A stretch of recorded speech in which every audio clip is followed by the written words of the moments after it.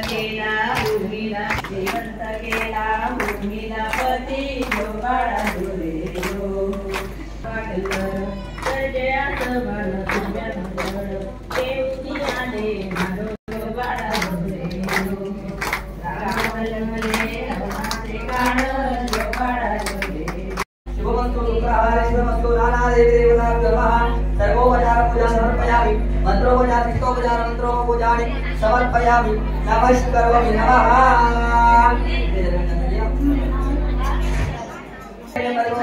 अवधाते अमृतोदकहानाथमहानैवेद्यानि निवेदयामि। ओम प्राणाय स्वाहा, अपानाय स्वाहा, ओयानाय स्वाहा, उदानाय स्वाहा, समानाय स्वाहा, ब्रह्मणे स्वाहा। मध्यमदलं धारणीयं समर्पयामि नमस्करोमि नमः। अगरबत्ती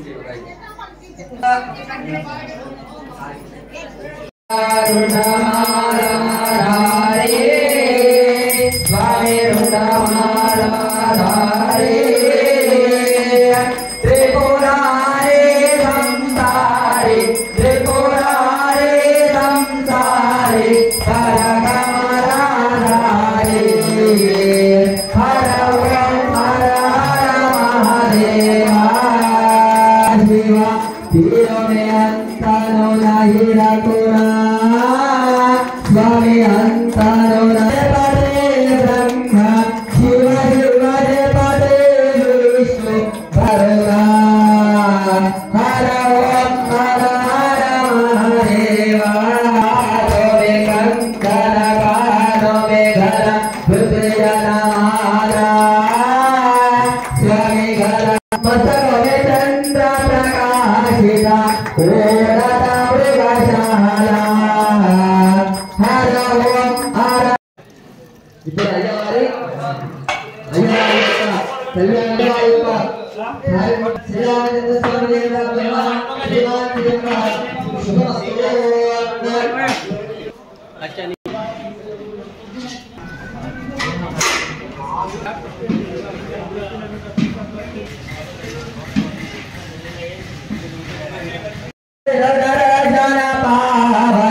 महिमा देवारी स्वामी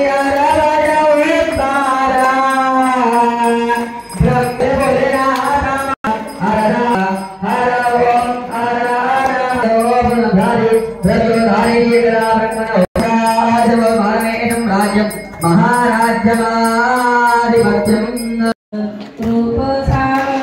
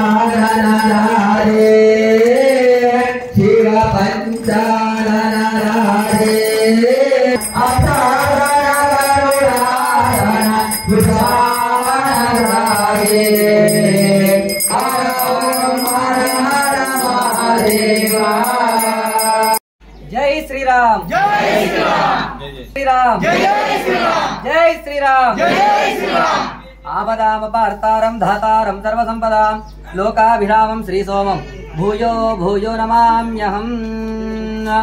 అందరికి ముందుగా శ్రీరామనవమి శుభాకాంక్షలు। మసాలబి గ్రామంలో రామాలయ సన్నిధానంలో 14వ శ్రీరామనవమి ఒక కార్యక్రమాలు నిర్వహిస్తున్నారు। ఇక్కడ ప్రతి సంవత్సరము కళ్యాణము, తులసింత గారికి గ్రామ పెద్దలు అన్నదాన కార్యక్రమాలు, సాయంకాల సమయానికి అయ్యవారి యొక్క ఊరేగింపు కార్యక్రమం ఉంటుంది। ఆ శ్రీరాముని యొక్క విశిష్టత ఏమిటంటే అయోధ్య నగరానికి దశరథ పుత్రుడు ఆ శ్రీరామచంద్రమూర్తి। ఆ స్వామివారు మన కోసము, మన ధర్మం కోసము ఎన్నో పోరాటాలు చేసి మన ధర్మాన్ని, మన దేశాన్ని, మన రాష్ట్రాన్ని రక్షించిన వాడు ఆ శ్రీరామచంద్రమూర్తి। ఆ స్వామివారి ఒక జన్మదిన సందర్భంగా మనము ఆ స్వామివారి యొక్క కళ్యాణము నిర్వహిస్తున్నాము। ఈ కళ్యాణం చేయడం వలన ఎవరి గ్రామంలో అయితే శ్రీరామచంద్రమూర్తి కళ్యాణం నిర్వహిస్తారో ఆ గ్రామము ఎల్లవేళలా సంతోషంగా, ఆనందంగా, పాడి పంటలతో కుటుంబము, గ్రామము, దేశము అందరూ బాగుండాలని కోరుకునే మన మతం ఉన్నదంటే ఆ హిందూ మతం।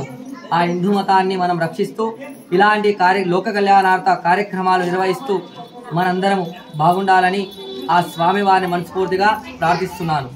జై శ్రీరామ్ జై శ్రీరామ్ జై శ్రీరామ్। ఈ గ్రామంలో 14 సంవత్సరాల నుంచి ఈ శ్రీరామ నవమి రోజు రాముల వారి, సీతావారి యొక్క కళ్యాణ కార్యక్రమం జరుగుతుంది।